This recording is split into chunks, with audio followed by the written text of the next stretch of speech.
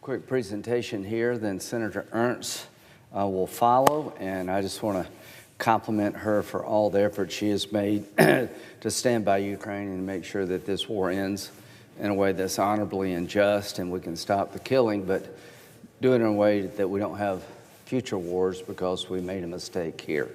So there's so many things going on in the world right now that are very dangerous. You have Iran close to a nuclear breakout. You have the war in Russia and Ukraine. It is killing 5,000 people a day. Only God knows how many people actually being killed or wounded. Hard to track, but it's just massive. It's a major land war in Europe, and we thought those days were behind us. We got, threats from China. We got all kind of things going on in the world. So my advice is when you have a hard decision to make, make sure you look at it through a moral clarity lens. Make it simple. Russia is the problem, not Ukraine. Ukraine didn't invade Russia. Russia invaded Ukraine. We need some moral clarity on all these issues. Iran is not trying to have civilian nuclear power. They're trying to build a bomb. You need to take them at their word as to what they intended to do over time. They intend to destroy the state of Israel, purify Islam, and come after us. That's what they say. They write on their missiles, "Death to Israel." They call us the great Satan. They have 600 pounds of highly enriched uranium. At 60%, that's enough for 6 or 7 or maybe more bombs. From 60 to 90% enrichment is less than a month. They have one civilian nuclear reactor. How much uranium has been used to run that reactor enriched by Iran itself? Not 1 gram. They get all the fuel to run the civilian reactor from Russia. So they're trying to stockpile weapons-grade uranium to make a bomb, and they lie, cheat, and steal, and we catch them all the time. So some moral clarity here. Iran with a nuclear weapon is not only unacceptable, it's the biggest threat to the planet as I see it. The Arab nations want a nuclear weapon of their own, and Israel, one Holocaust is sufficient. This is the 80th anniversary of the end of World War II, just happened a few days ago, and during that war there was an effort to annihilate the Jews. The founding of the State of Israel in 1948 was a significant world event, and there's a saying in Israel, never again. They actually mean it. So how about some moral clarity from the United States here? We're with Israel.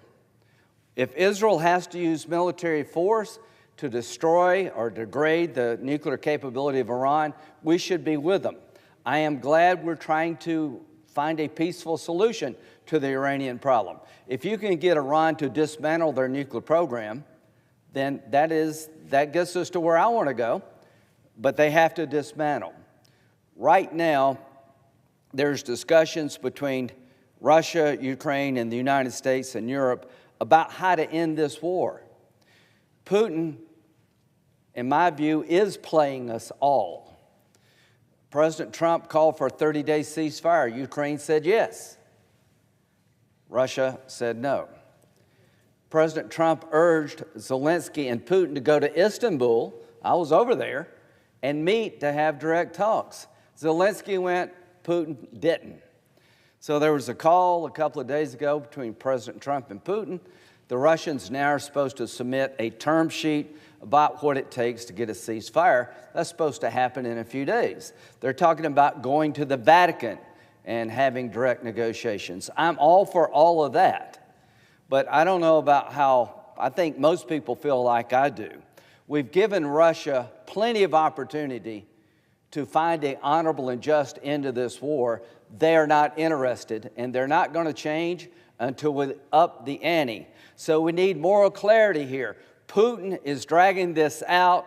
He believes he's winning on the battlefield. I don't believe he is. He's defying every effort that's been earnest by President Trump to find a solution to this war. President Trump says he wants to stop the slaughter and the killing. He's right to do so. But this is a time of decision-making. This has gone on too long, too many games being played, and I'll tell you just in a minute what the Senate can do. But what we need when it comes to Russia, Ukraine, is moral clarity. Now, when President Trump focuses on an issue and takes a firm stand, it always works. He is standing up to China and the world who's been ripping us off on trade. He has a policy now that whatever you charge us on tariffs, we're going to charge you. It's called reciprocal trade. He has imposed tariffs on China. Everybody in this body goes home and talks about how China rips us off. Well, Trump's actually doing something about it. China steals our intellectual property. They manipulate the currency to give them a trade advantage, and that needs to come to an end. So when President Trump focuses on fixing a problem, righting a wrong, he gets good results because the world now is calling Washington wanting deals. And I think you're going to see a lot of good trade deals to right the wrong of trade abuse because President Trump stood up and insisted we get a better outcome. The border. When he got in office, one of his top priorities was to fix a broken border. Look what's happened. We have the lowest daily number of border encounters, fell to less than 200, the lowest in history. He's turned it all off because he was firm and resolved with Mexico and others. His border policies have worked. He has shut down a broken border literally in months because he had the desire and the will to do it, and people responded, and we are getting a great result at the border because of his determination and his will to do so. We went from 7,200 in March of 7,200 down to 200. It's amazing, the drop because of his policies. China, I just talked about. He is taking China on, and I'm hoping we can reach a deal with China that will level out the trading playing field. And China is talking to us. We're talking with China. The world is responding to President Trump's tariffs. We're going to get a bunch of good trade deals, and I very much appreciate that. What has he said about Iran? You know, it's not complicated formula. Iran cannot have a nuclear weapon. That's all there is. That's moral clarity. You can understand that no matter where you're at on the planet. You know, it's not complicated formula. Iran cannot have a nuclear weapon. That's all there is. We're in talks with Iran. Whether or not they achieve a result, I don't know, but I don't mind trying. But I do know this, time is not on our side. And President Trump said, we're going to end the nuclear program one way or the other. And when he said it, I think the Iranians believe it. And when he says it, I believe it. And the best chance to stop the Iran nuclear program is with President Trump's leadership. Moral clarity again regarding Russia, Ukraine. Russia is the aggressor. Russia must end this bloodbath now. He's talked about ending the bloodbath. I am saying, from my point of view, Russia is the aggressor. Ukraine, like every other nation, is not perfect, but they have fought like tigers. In 1994, 8, I can't remember, they gave up 1,700 nuclear weapons, the Budapest Memorandum. In return, Russia, the United States, Great Britain promised territorial integrity. They gave up 1,700 nuclear weapons with a promise from these countries they would be safe territorially. Russia has violated that promise numerous times. They're constantly harassing their neighbors. This is the second invasion of Ukraine by Russia. They have a view that Ukraine belongs to them. No, it doesn't. It belongs to the people of Ukraine, a sovereign nation. And if you have a dispute with a country, there's ways to arbitrate land disputes. Putin is trying to rewrite the map of Europe by force of arms. If he gets away with this, if he's seen to have been rewarded for this, you'll get more of this. There goes Taiwan. Russia's the aggressor. Russia must end this bloodbath. That is my view of this situation. Let's look in history and see what happens when you have moral clarity and see what happens when you lose it. September 27th, 1938. Here's what Chamberlain said.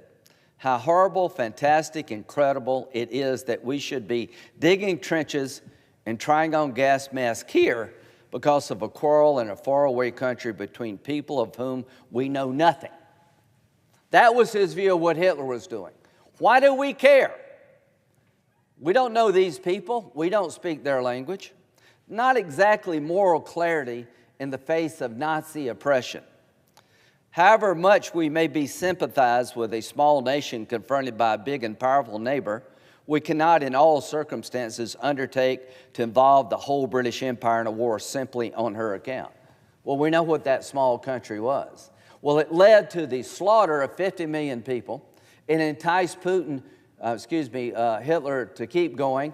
And Hitler told you what he was going to do. He wrote a book, but Chamberlain obviously didn't read the book, and he didn't have the moral clarity to confront the Nazi regime, and a lot of people died. September the 30th, 1938, I believe it is Peace for Our Time, a paper signed by Adolf Hitler that he waved to the world. Less than a year later, the world's on fire. This is what happens when you don't realize what's going on. You misread evil. You think Hitler is something he's not. This is an example of not having moral clarity. It leads to a worldwide war. Russia, the Soviet Union. This is an example of moral clarity. President John F. Kennedy. Let every nation know, whether it wishes us well or ill, that we shall pay any price, bear any burden, meet any hardship, support any friend, oppose any foe to assure the survival and the success of liberty. When all are free, then we can look forward to that day when this city will be joined as one, and this country and this great continent of Europe is in a peaceful and hopeful globe. He was talking about Berlin. Moral clarity to the Soviet Union. He stood up for freedom, stood against the Soviet Empire. And along comes my favorite, Ronald Reagan. Mr. Gorbachev, tear down this wall. How clear could you be? On the other side of this wall is an evil empire. That moral clarity over time brought the Soviet Union down to its knees. Russia today, Putin's Russia, is an evil country, oppressing its own people, harassing its neighbor, wanting to take things that are not theirs, wanting to recreate the Soviet Union, the Russian Empire. And they're using every ghastly, terrible tactic in the military book, bombing civilians, killing people by tens of thousands. So when it comes to Putin, we need to have moral clarity, as Reagan and Kennedy had with the Soviet Union. It's not enough to give speeches. These were great speeches. But what we did against the Soviet Union is we built up our military. Ronald Reagan went to Star Wars and they couldn't keep up. We not only opposed the Soviet Union in rhetoric, we opposed it in capability. What do we do now with Putin? How do we end this war? I'm not out to humiliate Russia or Putin, but I am out to end this war soon, not later, but soon, in a way not to start another war. When we left Afghanistan, dishonorably and disgracefully, it set in motion a belief that the United States will not stand by its allies and we're inherently weak. I believe that, and the presiding officer of the Senate understands what happens when politicians get it wrong. People like him in his old job pay a heavy price. They go all over the world fighting these guys because when we pulled out of Afghanistan, every jihadist was on steroids. Putin licked his chops and he went into Ukraine, and Iran kept enriching, and sort of the rest is history. That was a horrible decision, and we're paying the price for it today. To my colleagues, Republican and Democrat, if we don't get Ukraine, Russia right, it will be worse than Afghanistan. If it is seen when this is all over that Putin was rewarded for his aggression, I'm not trying to humiliate Russia, but I am trying to make sure they're not rewarded in a way that China will be enticed to take Taiwan, or Iran will believe we're all talk in the West when it comes to their nuclear capability, isolating Israel even further. So speeches are important. Moral clarity is the right lens from which to look through regarding aggression and evil. But we have to do more than talk. I appreciate President Trump's earnest effort to bring the parties together, to find a solution we can all live with, to keep an independent, sovereign Ukraine, and end this war sooner rather than later. It is clear to me after all these months, the earnest efforts by President Trump are not being equally met. I think Zelensky is ready to make concessions to end this war. Putin seems to be more talking and less acting. What can we do to up the ante? What can we do in the United States Senate to change the equation? What can we do to persuade Russia to get to the peace table? We can impose bone-crushing sanctions on Putin's Russia, and he has earned that. I hate it for the Russian people, but it is now time to increase the cost of this war to Putin. The sanction package that we have put together has 80 co-sponsors. Do you know how hard it is to get 80 senators to agree on anything? 80 of us, and the number is climbing, are ready to impose sanctions on Russia if he does not come to the table and earnestly seek peace, Putin. And these sanctions are geared toward China. There are tariffs in these sanctions on any nation that buys Russian oil and gas from the shadow fleet. Putin's war machine is propped up by China and India buying Russian oil at a massive discount to keep the war machine and Putin running. So what have we decided to do here? Focus on those causing the problem, not just Putin. Focus on his customers. Most of Europe has weaned themselves off Russian oil and gas. That's a major advancement. But it's now time to let the Chinese know. If you want to be a normal country, act normal. If you want to have a better relationship with the United States and Europe, help us. Don't fuel the flames of a bloodbath. Don't buy cheap oil from a despot because you can with impunity. Those days of buying cheap oil from Putin without impunity, with impunity, are coming to a close. We're going to act. And how we act and when we act will be a political exercise among the body, talking to the White House, talking to our allies. But to China, I would like a better relationship. We have a lot of opportunity to grow our economies together. But if you keep supporting Putin and fueling his war machine, you'll never have a normal relationship with the United States Senate. To our friends in India, watch what you are doing. So, to my colleagues, seldom do we have a chance to speak with one voice at such an important time. The entire world is watching the United States Senate. I just got back from Turkey with Secretary Rubio, who invited me to go. He allowed me to speak to every foreign minister of our NATO allies, talking about the Senate bill, telling them that the Senate is an independent body and that we're moving down the road to holding Putin accountable.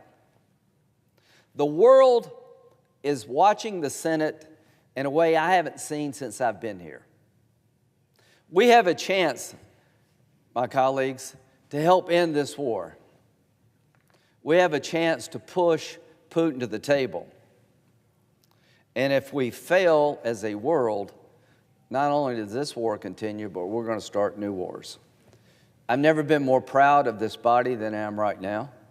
We have come together in a bipartisan fashion. There are a group of House members that will take the Senate bill and sign a discharge petition. Now, what does that mean? It's coming to the floor of the House no matter what. So we stand ready to act.